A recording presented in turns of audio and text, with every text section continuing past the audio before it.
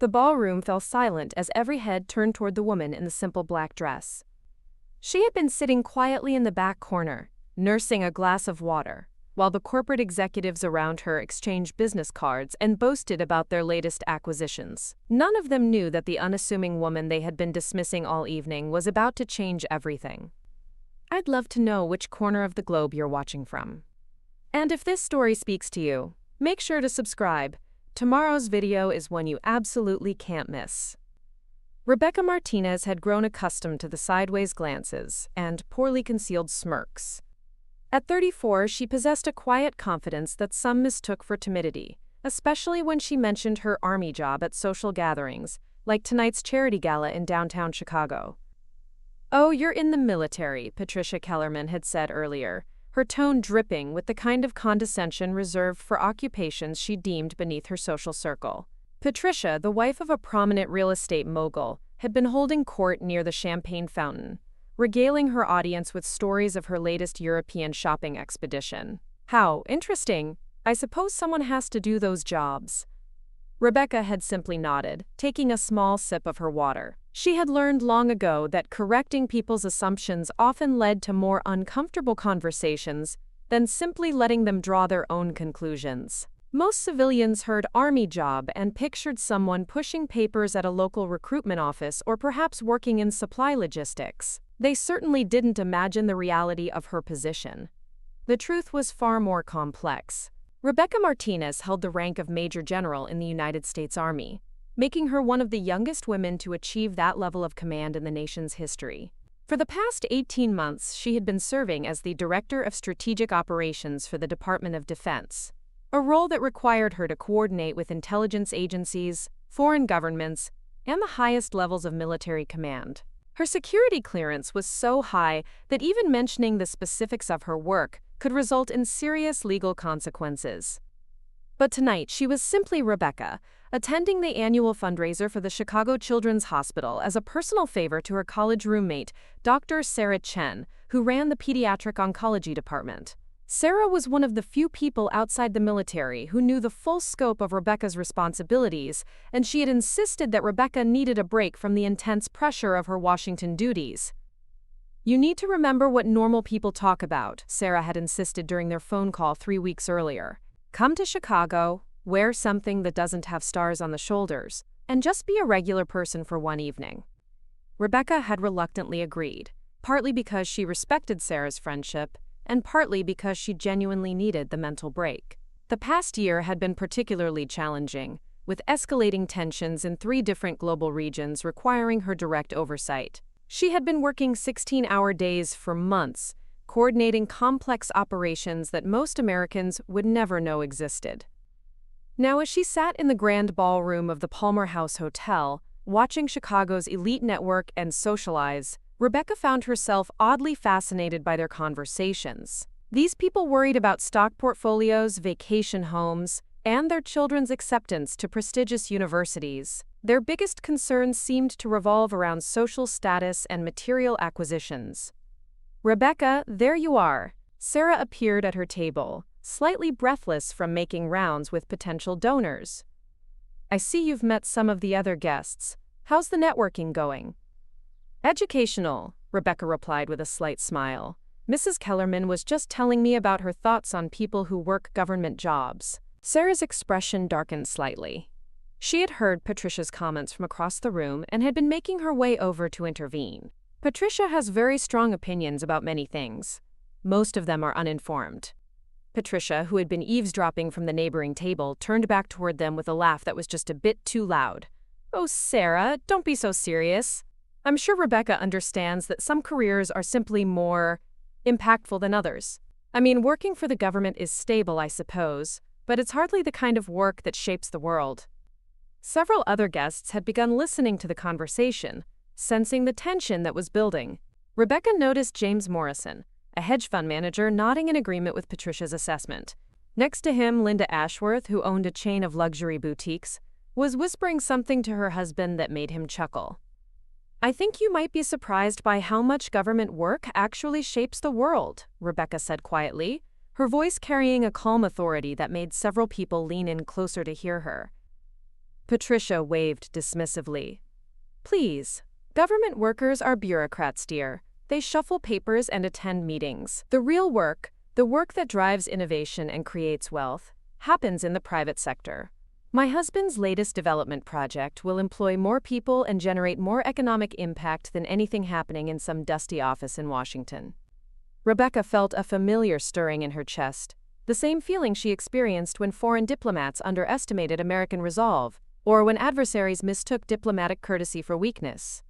It wasn't anger, exactly, but rather a crystalline clarity about what needed to be said and how to say it effectively. You raise an interesting point about impact, Rebecca began, setting down her water glass with deliberate precision. I'm curious about your definition of shaping the world. Do you mean creating jobs, influencing policy, protecting national interests? Because the metrics for measuring impact can vary significantly depending on your perspective. Patricia's confident smile faltered slightly. She had expected either defensive protestation or meek agreement, not a thoughtful challenge to her assertions. Well, I mean economic impact, obviously. Creating wealth, generating tax revenue, building communities. Real, tangible results that people can see and measure. That's certainly one way to measure impact, Rebecca agreed. Though I imagine the families in Somalia might have a different perspective on what constitutes life-changing impact, given the humanitarian aid operations that have prevented widespread starvation over the past 2 years.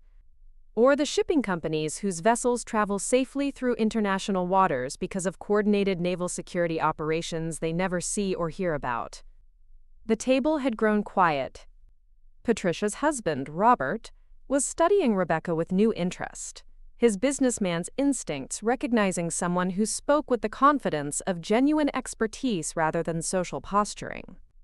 And then there are the cybersecurity measures that protect the financial systems your husband's development projects depend on, Rebecca continued, her tone remaining conversational despite the sharpness of her words.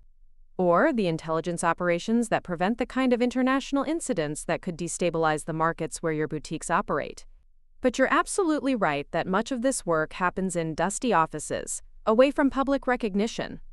Sarah was watching the exchange with growing concern, recognizing the signs that her friend was approaching the limits of her patience. Rebecca had always possessed an almost supernatural ability to remain calm under pressure, but Sarah knew that beneath that composed exterior was someone who had spent years making decisions that affected millions of lives. Linda Ashworth, perhaps sensing that Patricia was losing ground in the conversation, decided to join the fray. That's all very theoretical, she said with a laugh. But let's be honest about what most government employees actually do. They process forms, attend training seminars, and count down the days until retirement. It's hardly the kind of high-stakes decision-making that drives real change. Rebecca nodded thoughtfully, as if considering this perspective seriously. You know, you're not entirely wrong about the bureaucratic aspects. There certainly are a lot of forms and training seminars. Just last month, I had to complete a certification course on new procurement regulations. Incredibly dull material, but necessary when you're responsible for budget allocations that affect operational readiness. Patricia seized on this apparent concession. Exactly. Procurement regulations and budget allocations. I rest my case about the exciting world of government work. Though I suppose the procurement regulations become more interesting when you're allocating resources for operations in contested airspace over the South China Sea, Rebecca added quietly. Or when you're coordinating with NATO allies on equipment standardization for joint operations. The forms are still boring, but the consequences of getting them wrong can be rather significant. The silence that followed was different from the earlier pause. This time it carried weight, as if the air in the room had suddenly become denser. Several guests exchanged uncertain glances, beginning to sense that this quiet woman in the simple black dress might not be exactly what she appeared to be.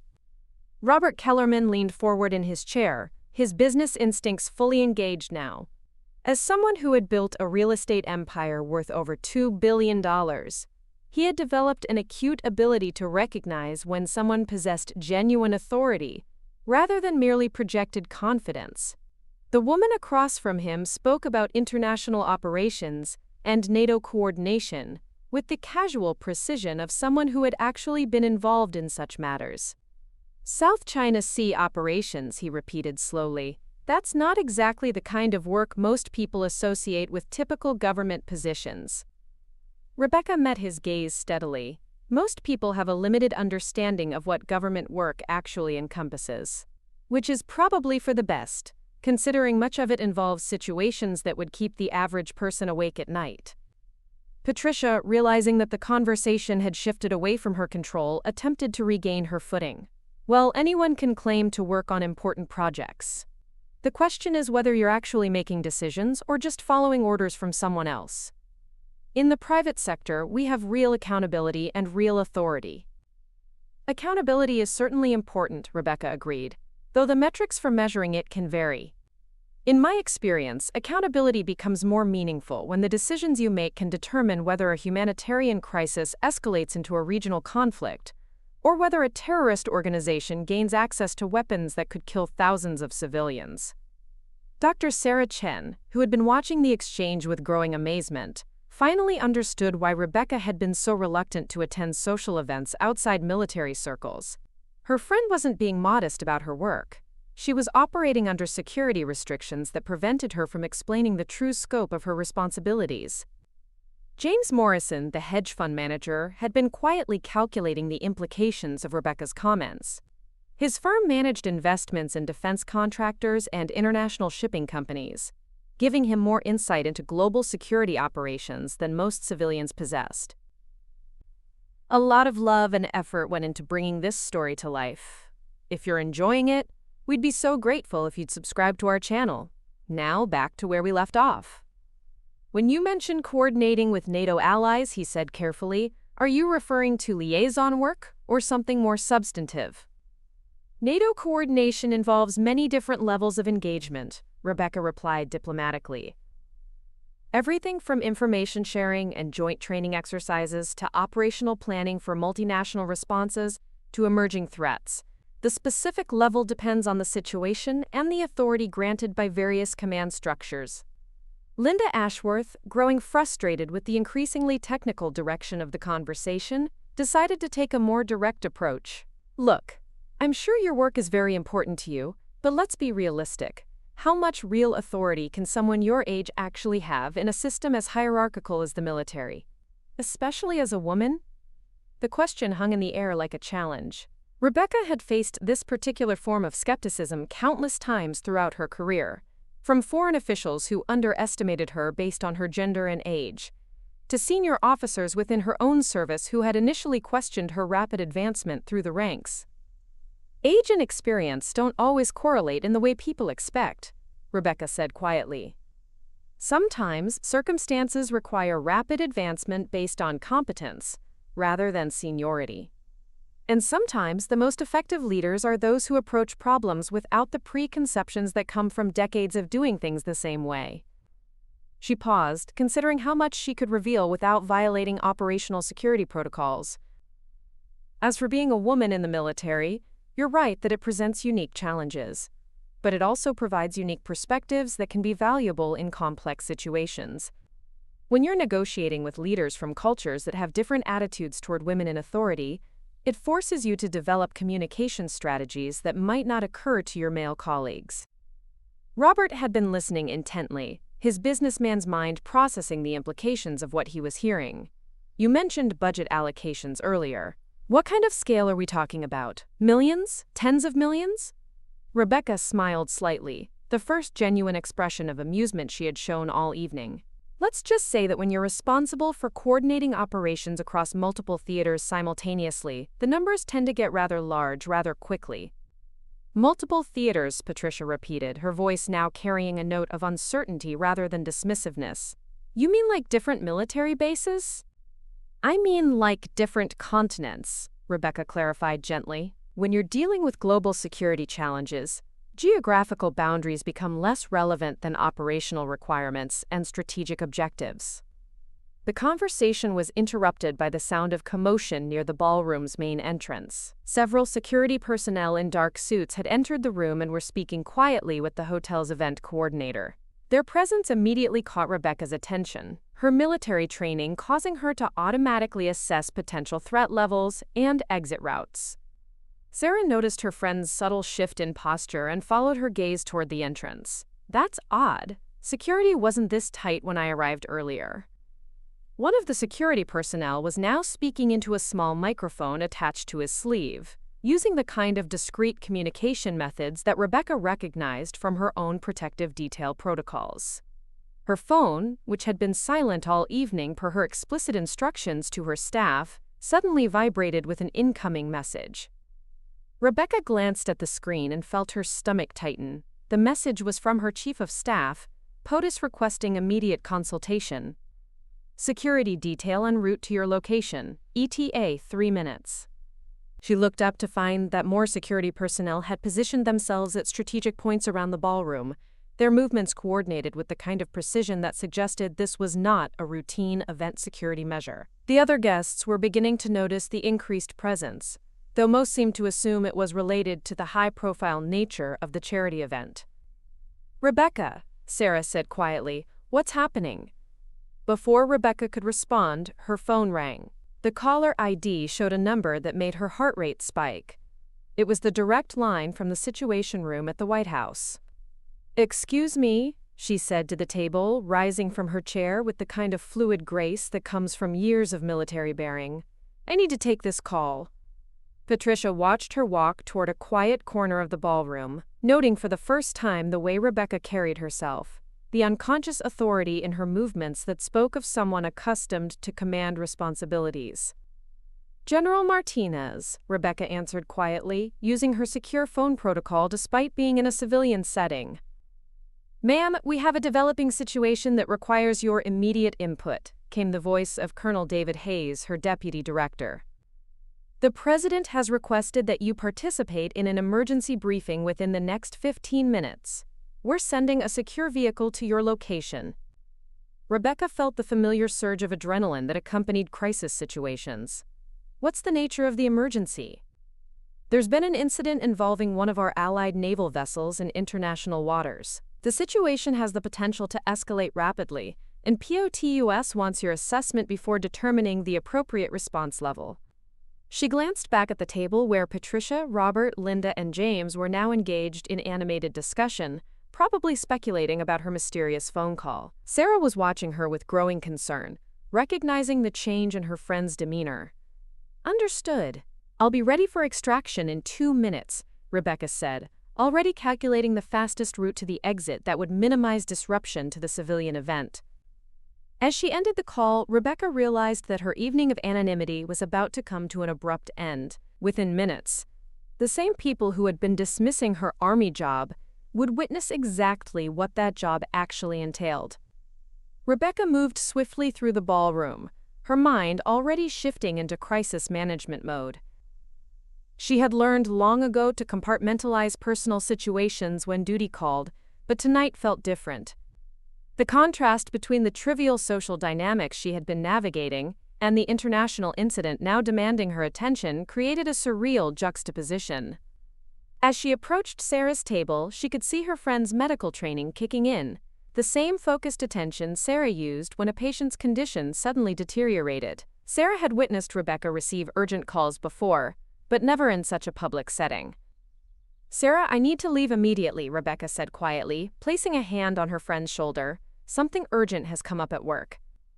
"Of course," Sarah replied, though her eyes reflected concern. "Is everything all right?" "It will be," Rebecca said with the kind of confidence that comes from years of managing crises. "Thank you for inviting me tonight. I'm sorry to cut it short." As Rebecca gathered her small purse and prepared to leave, Patricia's voice cut through the ambient noise of the ballroom. "Running off to handle some paperwork emergency?" she called out, loud enough for nearby tables to hear. "I suppose that's the reality of government work, always at someone else's beck and call." Rebecca paused, turning back to face the group. The security personnel were now positioned at every exit, and she could see additional agents moving through the crowd with practiced discretion. In approximately 90 seconds, this entire situation was going to change dramatically. "You're not entirely wrong about being at someone's beck and call," Rebecca replied calmly. When you work in crisis management, personal schedules become secondary to operational requirements. Linda Ashworth laughed, emboldened by Patricia's continued mockery. Crisis management for the Army probably means someone lost a supply shipment or a training exercise got canceled. Hardly the kind of earth-shattering emergency that requires you to rush off into the night. James Morrison, who had been watching the security movement with growing unease, leaned forward. "Rebecca, those security personnel, they're not hotel staff, are they?" Before Rebecca could respond, her phone buzzed with another message. This one was from the advanced security team. "Ballroom secured. POTUS. Detail arriving in 30 seconds.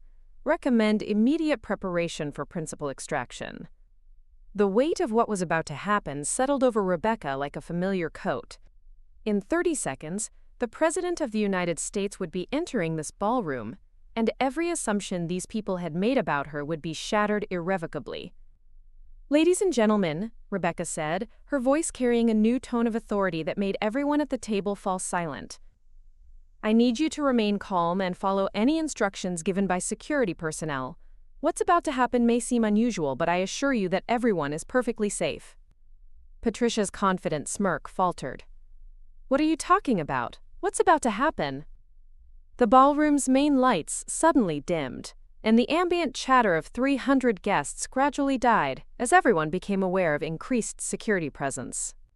Near the entrance, a small group of men and women in dark suits had formed a protective formation around someone who was not yet visible to most of the crowd. Robert Kellerman's business instincts had shifted into high alert. He recognized the movement patterns of executive protection teams, having employed similar security measures for his own high-stakes negotiations. But this level of coordination suggested protection for someone far more significant than a corporate executive. "Rebecca," Sarah whispered, her medical training making her acutely aware of the tension now filling the room, "what exactly do you do for the Army?" Before Rebecca could answer, a clear, authoritative voice cut through the ballroom. "Ladies and gentlemen, the President of the United States." The reaction was immediate and dramatic. 300 of Chicago's most prominent citizens rose to their feet in unison, conversations stopping mid-sentence as every head turned toward the entrance. The protective formation parted, revealing President William Harrison, who began walking directly across the ballroom with purposeful strides. Patricia Kellerman's face had gone completely pale. The woman she had been mocking for her government job was somehow connected to the president's unexpected appearance at their charity event. Linda Ashworth gripped her husband's arm, her earlier confidence replaced by dawning comprehension that she had seriously misjudged the situation. But what happened next defied everyone's expectations. President Harrison wasn't stopping to work the room or acknowledge the assembled dignitaries. Instead, he was walking directly toward Rebecca with the focused determination of someone who had urgent business to conduct. "Major General Martinez," the president said as he approached, his voice carrying clearly across the now silent ballroom. "Thank you for making yourself available on such short notice. We have a situation that requires your immediate assessment." The title hit the assembled guests like a physical blow. Major General. Not some mid-level bureaucrat or administrative assistant, but one of the highest-ranking officers in the United States military. Rebecca Martinez wasn't just employed by the Army, she was one of its senior leaders. Rebecca stepped forward, her posture shifting into the bearing of someone accustomed to briefing the nation's highest officials. "Mr. President, I'm ready to proceed. What's our timeline?"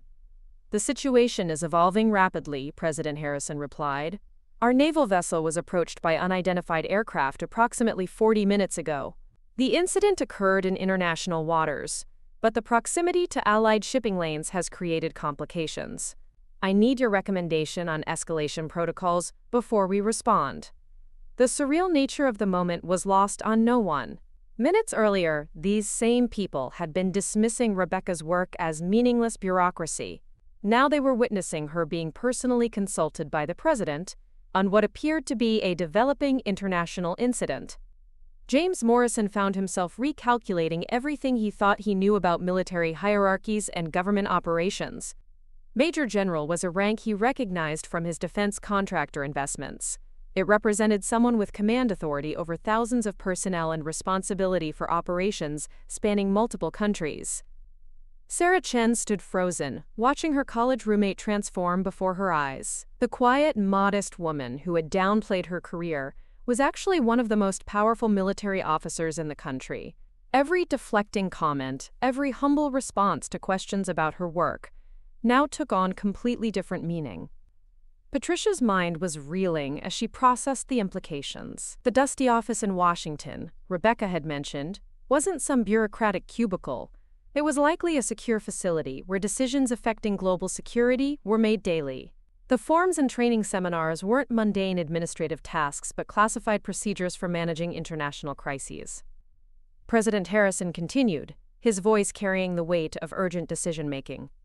Major General, your previous assessment of the regional power dynamics proved accurate. I need that same analytical clarity applied to this situation. The Joint Chiefs are standing by for your recommendations. Understood, sir, Rebecca replied with the crisp professionalism of someone who regularly participated in such high-stakes consultations. I'll need access to the current intelligence briefing and real-time communications with our fleet commanders in the region. The president nodded to his chief of staff, who immediately began coordinating the secure communications that would be needed. We'll have everything set up in the secure vehicle. Major General, I appreciate your expertise on this matter. Your insights have been invaluable in preventing escalation in similar situations. As the president's protective detail began preparing for departure, Rebecca turned back to the table of stunned civilians. The woman who had been quietly enduring their condescension was now revealed as someone whose advice was sought by the most powerful person in the world during international crises. The silence in the ballroom was deafening. 300 guests stood frozen, their champagne glasses forgotten as they processed what they had just witnessed. The charity gala had transformed into something none of them had ever experienced, a real-time glimpse into the highest levels of national security decision-making. Rebecca's transformation was complete now. Gone was any pretense of being just another guest at a social event. Her bearing radiated the authority of someone who regularly operated in rooms where the fate of nations was decided. The modest woman who had been sitting quietly in the corner was revealed as a key figure in America's military leadership. Mr. President, Rebecca said, her voice cutting through the stunned silence. Before we proceed, I recommend we establish a secure perimeter for this discussion. The nature of this incident may require classification protocols. President Harrison nodded approvingly. Agreed. Major General, your security awareness is exactly why I need you leading the response to this situation. We can't afford any information leaks that might compromise our naval personnel or escalate tensions unnecessarily. The word leading sent another shockwave through the assembled crowd. This wasn't just a consultation. The president was asking Rebecca to take command of whatever crisis was unfolding. Patricia Kellerman felt her legs grow weak as she realized the magnitude of her earlier misjudgments. The woman she had dismissed as a paper-pushing bureaucrat was being entrusted with operational command by the president himself. Secret Service agents began discreetly clearing a wider area around the president and Rebecca, their movements coordinated with military precision. Several agents positioned themselves to ensure that guests maintained a respectful distance, while still allowing the president to acknowledge the venue and its charitable purpose. Ladies and gentlemen, President Harrison addressed the crowd, his voice carrying the practiced authority of someone accustomed to speaking in high-pressure situations. I apologize for the unexpected interruption to your evening. However, circumstances have required me to personally consult with Major General Martinez on a matter of national security. I want to assure you that there is no immediate threat to civilian safety, but we do need to address this situation promptly. Robert Kellerman found himself studying Rebecca with new eyes, trying to reconcile the quiet woman who had been deflecting his wife's insults with the military leader now being briefed by the president. Her calm demeanor throughout the evening suddenly made perfect sense. Someone who regularly managed international crises would hardly be rattled by social condescension. Dr. Sarah Chen watched her friend with a mixture of awe and understanding. So many things about Rebecca's behavior over the years now clicked into place. The missed social events due to work emergencies, the careful way she spoke about her responsibilities, the fact that she never seemed stressed by ordinary civilian problems. Sarah had attributed it to military discipline, never imagining the true scope of her friend's authority. President Harrison continued his address to the crowd. "I want to take this opportunity to acknowledge the exceptional service of Major General Martinez.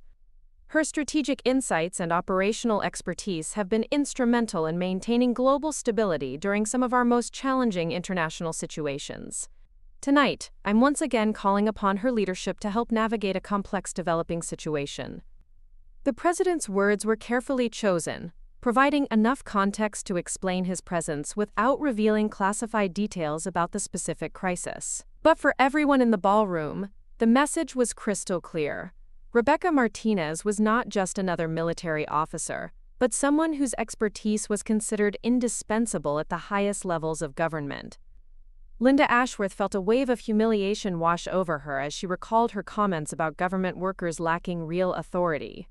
Here was a woman who apparently had more genuine power and responsibility than anyone else in the room, including the billionaire businessmen and political donors who typically dominated such gatherings. "Major General," the president said, turning back to Rebecca, "I need you to assume operational command of our response protocols. The Joint Chiefs have reviewed the preliminary reports, but they're unanimous in recommending that you lead the coordination effort. Your experience with similar incidents in the Mediterranean makes you uniquely qualified to manage this situation." Rebecca nodded, her expression reflecting the gravity of the responsibility being placed on her shoulders. "Mr. President, I accept operational command. I'll need immediate access to real-time intelligence feeds and direct communication channels with our fleet commanders. We should also establish contact with allied naval forces in the region to coordinate response protocols." The ease with which Rebecca discussed operational command and international coordination left no doubt about her regular involvement in such high-stakes situations. James Morrison, whose investment firm specialized in defense sector analysis, recognized the terminology and protocols being discussed. This was the language of someone who operated at the very top of military command structures. President Harrison's chief of staff approached with a secure tablet, which he handed to Rebecca. "Major General, here's the latest intelligence briefing. The situation has evolved since your initial notification." Rebecca accepted the tablet and began reviewing the classified information with the rapid comprehension of someone accustomed to processing complex intelligence reports under pressure. Her expression remained controlled, but those watching could see the analytical intensity with which she absorbed the details. "Mr. President," Rebecca said after completing her review, "based on the current intelligence, I recommend implementing Protocol 7 with modifications for the maritime environment. We need to demonstrate resolve while maintaining clear de-escalation pathways. I suggest we establish a 30 nautical mile security perimeter and initiate diplomatic communications through our embassy channels simultaneously." The president listened intently, nodding as Rebecca outlined her strategic assessment.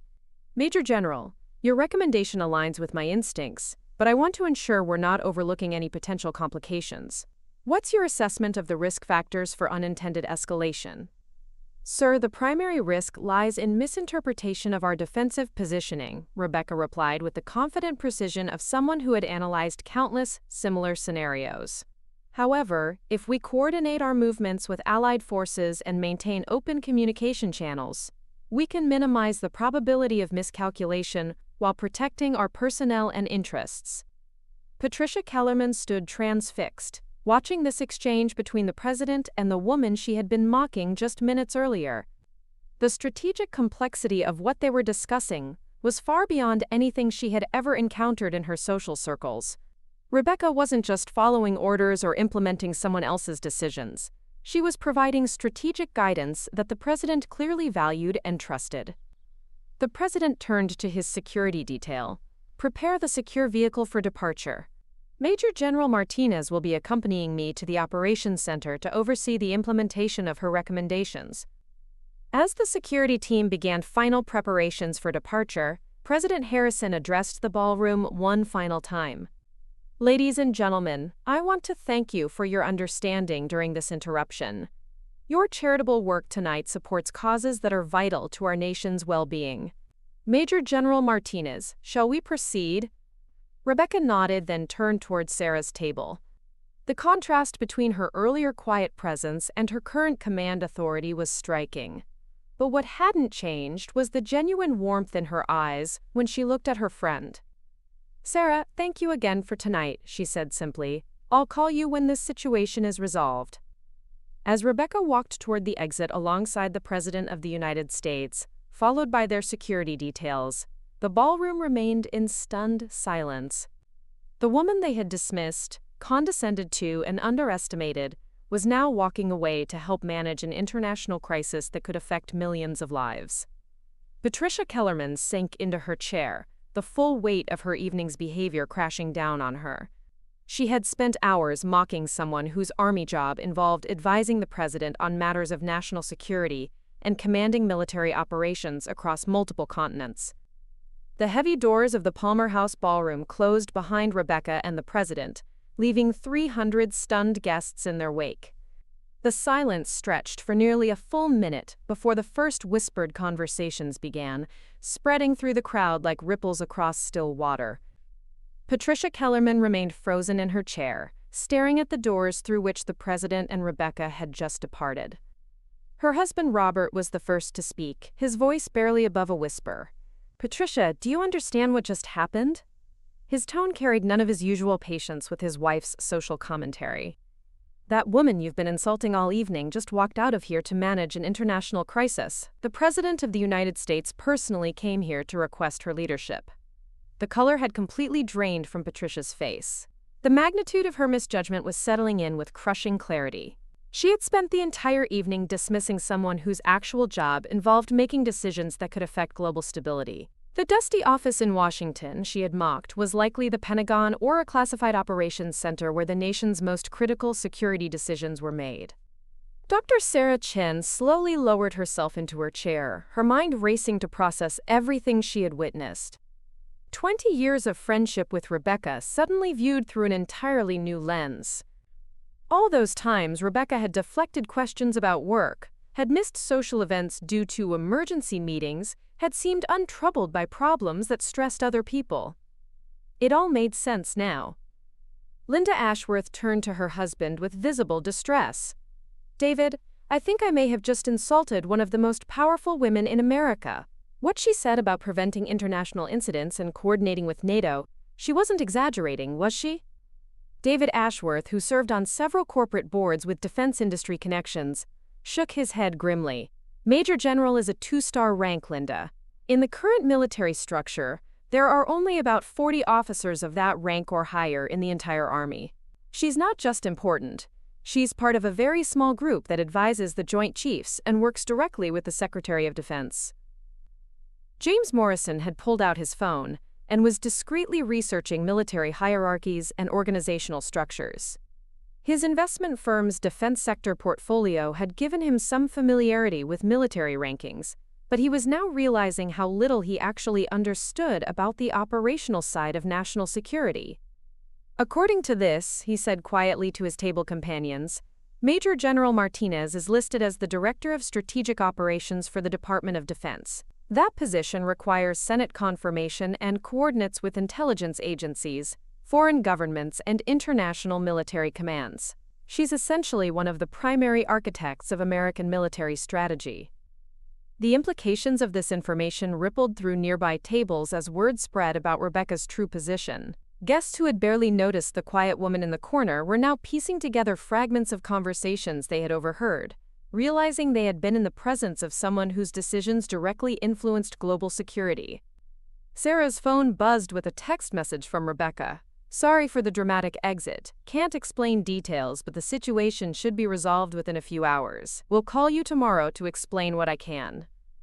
Even in the middle of managing an international crisis, Rebecca had taken the time to reassure her friend. Sarah found herself smiling despite the surreal circumstances, recognizing the thoughtfulness that had always characterized their friendship. Meanwhile, at other tables throughout the ballroom, similar conversations were unfolding as guests processed what they had witnessed. Margaret Foster, a prominent art gallery owner, was recounting to her companions how Rebecca had mentioned coordinating with foreign governments earlier in the evening. "I thought she was just trying to make her job sound more important than it was," Margaret admitted with visible embarrassment. Now I realize she was actually being modest about the scope of her responsibilities. The evening's host, the hospital's board chairman, had approached Sarah's table with obvious concern. As someone responsible for the event's guest list, he was trying to understand how he had managed to have a major general at his charity gala without being aware of her rank. "Dr. Chen," he said quietly, "I had no idea about General Martinez's position when you requested an invitation for her. Should I have implemented different security protocols? Was there some breach of protocol in how we handled her attendance?" Sarah shook her head, still processing her own shock. She specifically requested to attend as a civilian guest. Rebecca has always been very private about her work, but I never imagined the scale of what she was being private about. Robert Kellerman had been making his own phone calls, reaching out to contacts in Washington who might be able to provide context about the evening's events. His real estate empire had required him to develop relationships with government officials, but none at the level of the Pentagon's senior leadership. "I just spoke with Senator Williams' chief of staff," he reported to his wife. "He confirmed that there's been some kind of naval incident that has the administration's attention. He couldn't provide details, but he said that if General Martinez is involved, it's being handled by the best strategic mind in the military." Patricia finally found her voice, though it came out as barely more than a whisper. "Robert, what have I done? I spent the entire evening treating her like she was some low-level clerk. She tried to tell us about her work, and I just kept dismissing everything she said." The weight of Patricia's behavior was becoming clear not just to her, but to everyone who had witnessed the evening's exchanges. Linda Ashworth was experiencing similar mortification as she recalled her comments about government employees lacking real authority. "She knew exactly what we were doing," Linda said to her husband. "She understood that we were underestimating her, and she could have corrected us at any time. She could have mentioned her rank, her position, her clearance level. But she chose not to humiliate us, even while we were humiliating ourselves." This realization was perhaps the most uncomfortable aspect of the entire situation. Rebecca had possessed the power to end their condescension with a single sentence, but had chosen instead to maintain her privacy and dignity, while allowing them to reveal their own prejudices and assumptions. James Morrison was reviewing his earlier conversation with Rebecca, remembering how she had mentioned budget allocations that involved rather large numbers. He was beginning to understand that she had been referring to defense budgets that likely involved billions of dollars and affected military operations across multiple continents. When she talked about forms and training seminars, he said to his companions, she was probably referring to classified protocols for managing international crises. The procurement regulations she mentioned dealing with, those probably involve weapon systems and strategic equipment that most of us couldn't even imagine. Dr. Sarah Chen excused herself from the ongoing discussions and stepped onto the hotel's terrace, needing some fresh air to process everything she had learned about her friend. The Chicago skyline stretched out before her, but her mind was focused on Rebecca, who was somewhere in the city coordinating a response to an international incident.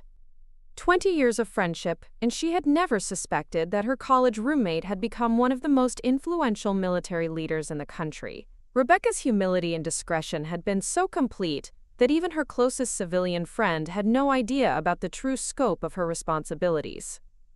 Back inside the ballroom, the conversations continued as guests tried to reconcile the evening's revelations with their preconceptions about military service and government work. The quiet woman who had been sitting in the corner, enduring their dismissive comments with grace and patience, had just walked out to help manage a situation that could potentially affect international relations and global security. For Patricia Kellerman, the evening had become a harsh lesson in the dangers of making assumptions based on limited information and social prejudices. For the other guests, it had been an unexpected glimpse into the reality that the most important work often happens away from public recognition, carried out by people who choose service over celebrity and substance over social status. 3 hours later, the ballroom had long since emptied, but the reverberations of the evening's events continued to spread through Chicago's social and business circles. News of the president's unexpected appearance had reached local media outlets, though the specific details of the crisis remained classified. What was becoming public knowledge was that Major General Rebecca Martinez, one of the Pentagon's most senior strategic officers, had been personally consulted by the president on a matter of international importance. Kamen of Gale. Patricia Kellerman sat in her Lakeshore Drive penthouse, staring out at Lake Michigan while her husband fielded phone calls from their social contacts. Word of her confrontation with Rebecca had already begun circulating, though the exact details varied depending on who was telling the story. What remained consistent was that Patricia had spent the evening insulting someone who turned out to be one of the most powerful women in the American military.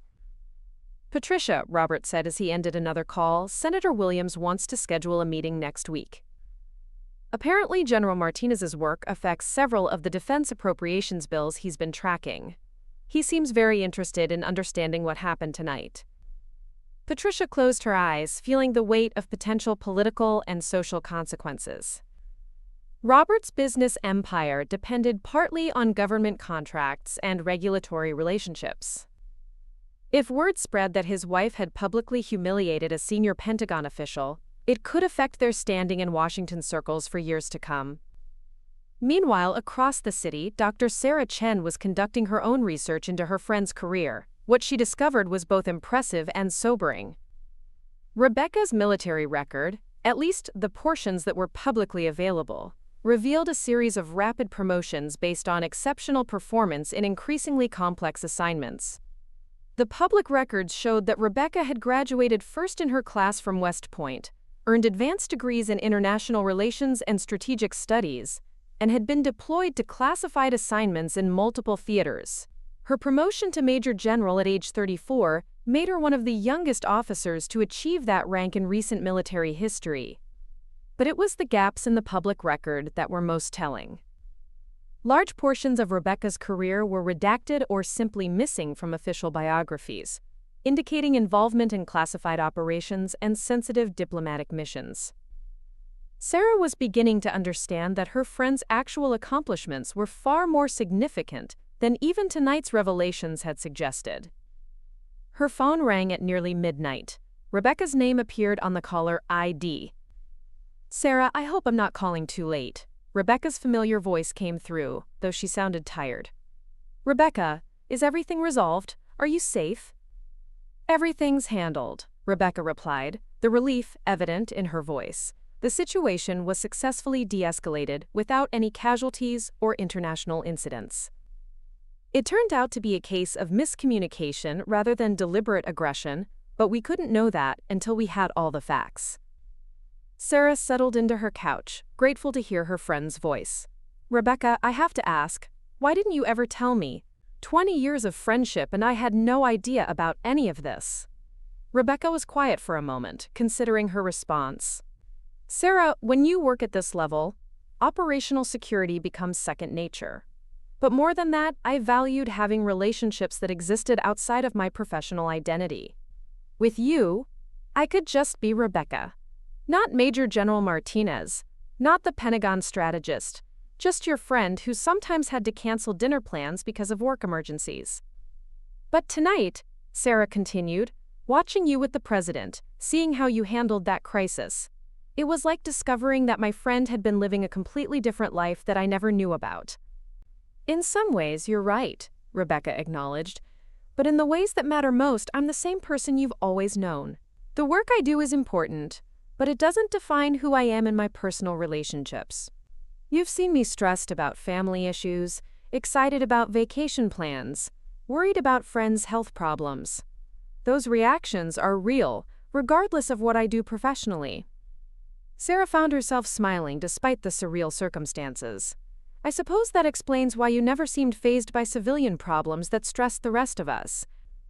When your job involves managing international crises, dealing with a difficult landlord probably seems pretty manageable." "Actually," Rebecca laughed, "you'd be surprised how different the skill sets are. Negotiating with hostile foreign governments requires different tools than dealing with everyday bureaucracy.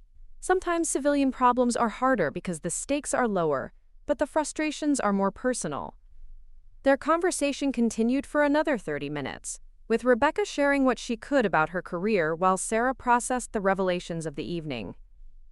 By the time they ended the call, Sarah felt like she understood both more and less about her friend than she had before. The next morning brought a new dimension to the story's aftermath. The Chicago Tribune's morning edition featured a front-page article about the president's unexpected visit to the charity gala, though the specific details of the international incident remained classified. What the article did reveal was Major General Martinez's role as one of the Pentagon's senior strategic advisors and her reputation within military circles. The article quoted anonymous Defense Department sources describing Rebecca as one of the most analytically gifted officers of her generation and, quote, a strategic thinker whose insights have been instrumental in preventing several potential international conflicts. The piece also mentioned her expertise in naval operations and her role in developing protocols for managing maritime incidents in contested international waters. James Morrison read the article while having breakfast at his downtown office, finally understanding the full context of his previous evening's encounter. His investment firm's defense portfolio suddenly seemed much more relevant, as he realized he had spent hours in conversation with someone who directly influenced the policies and strategies that affected those investments. He immediately called his senior partners to discuss the implications. "I think we need to reassess our understanding of how strategic decisions are made at the Pentagon level," he told them. "Last night gave me a perspective on the sophistication of their analysis that I don't think we've adequately factored into our investment strategies."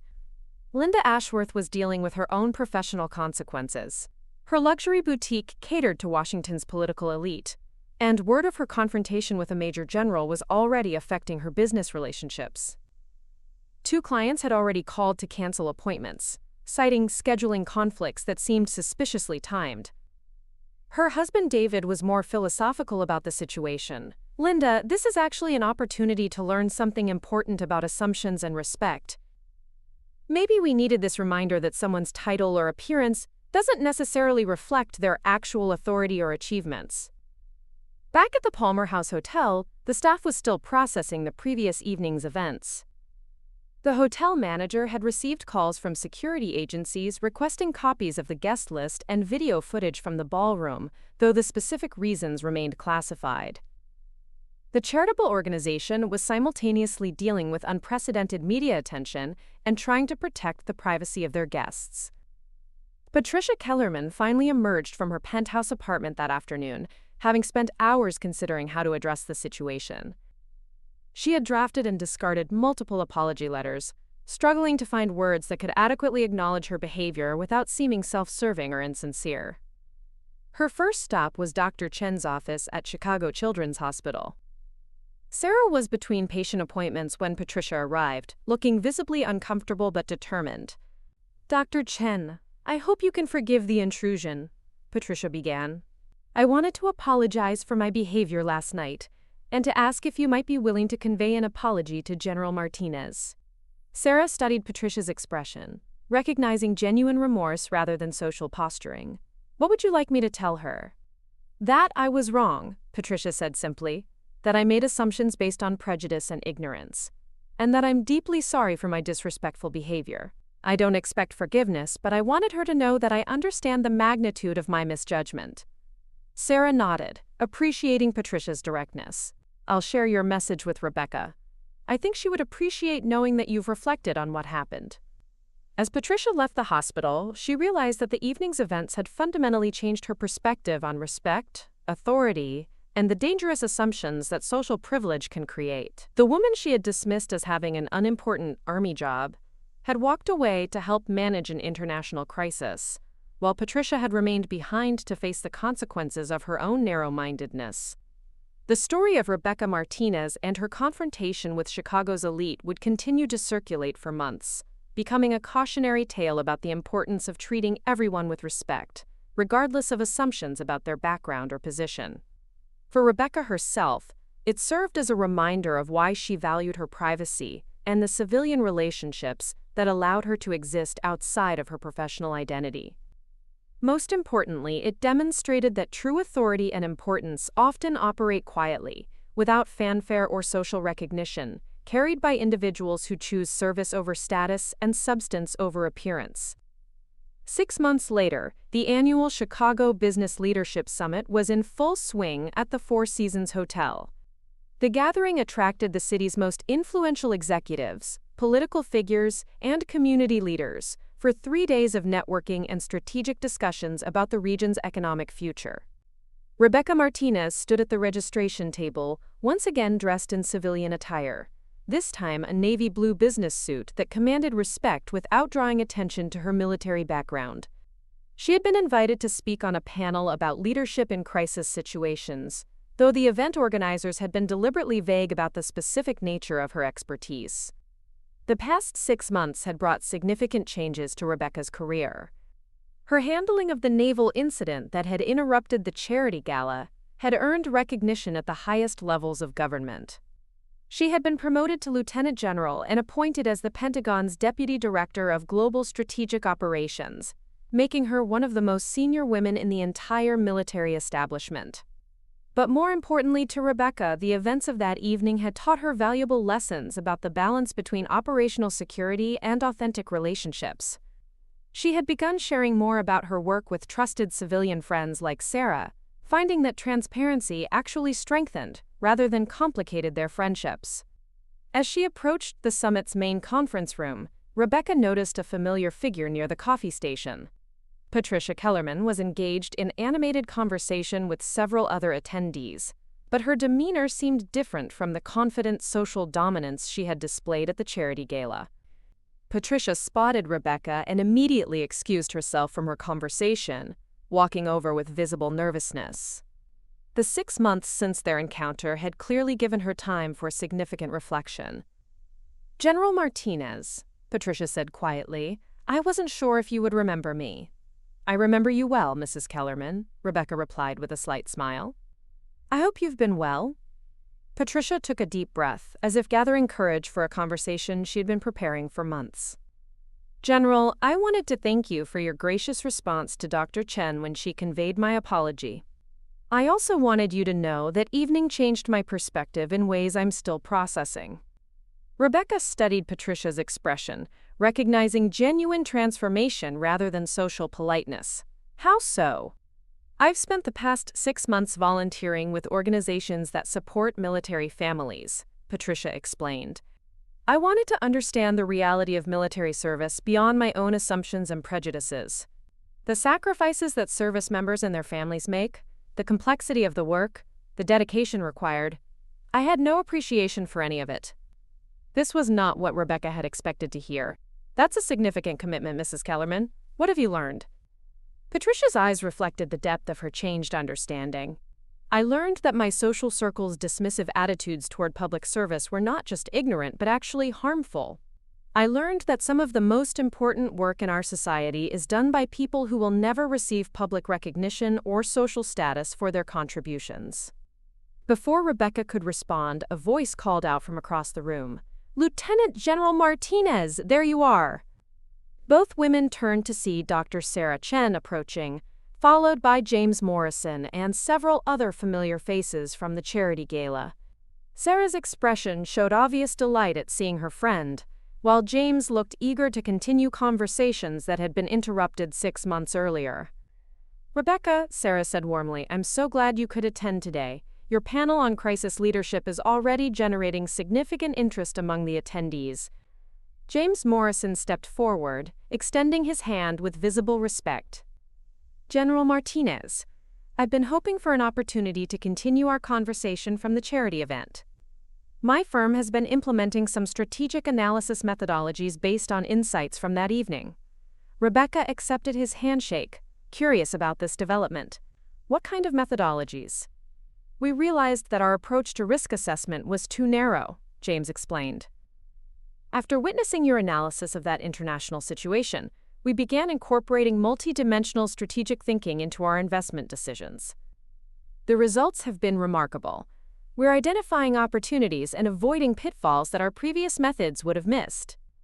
This unexpected professional development intrigued Rebecca. "I'd be interested to hear more about your applications during the panel discussion." As the group moved toward the conference room, Patricia hesitated, clearly uncertain whether she belonged in this continuing conversation.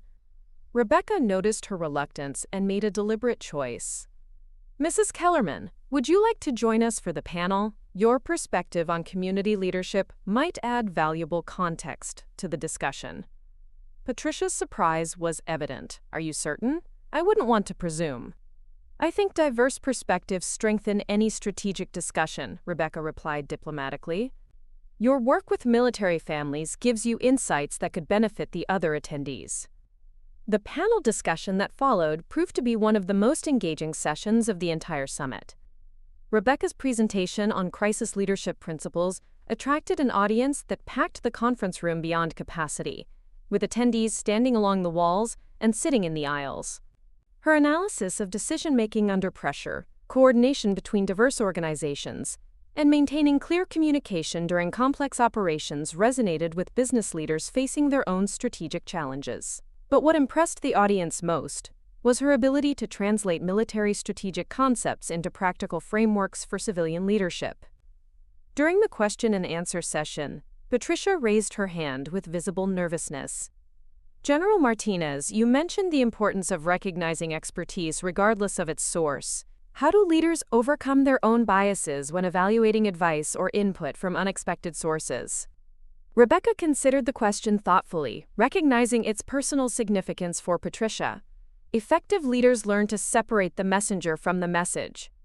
Sometimes the most valuable insights come from people whose backgrounds or positions don't immediately suggest expertise. The key is developing analytical frameworks that evaluate ideas based on their merit rather than their source. She paused, making eye contact with Patricia. It also requires the humility to acknowledge when our initial assumptions have been wrong, and the wisdom to learn from those mistakes, rather than simply defending them. The room was silent as attendees absorbed this exchange, many recognizing the deeper conversation taking place beneath the surface of the professional discussion. After the panel concluded, Rebecca found herself surrounded by business leaders, seeking to continue the strategic conversations she had initiated. But she also noticed Patricia standing quietly near the back of the room, clearly moved by the day's discussions. As the crowd began to disperse, Rebecca approached Patricia once more.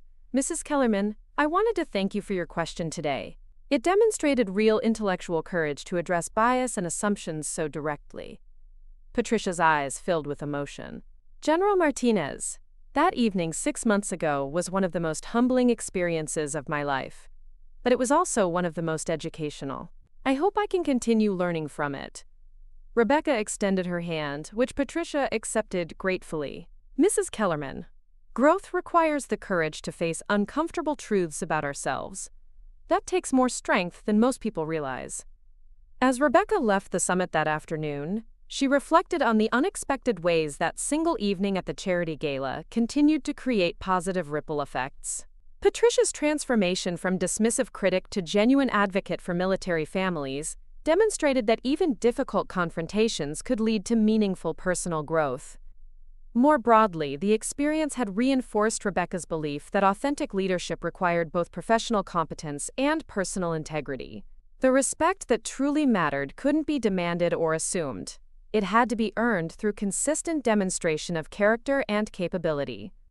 The woman who had once been mocked for her army job had proven that real authority comes not from titles or recognition, but from the quiet confidence that comes with knowing you're making a difference in the world, regardless of whether anyone notices or appreciates your contributions.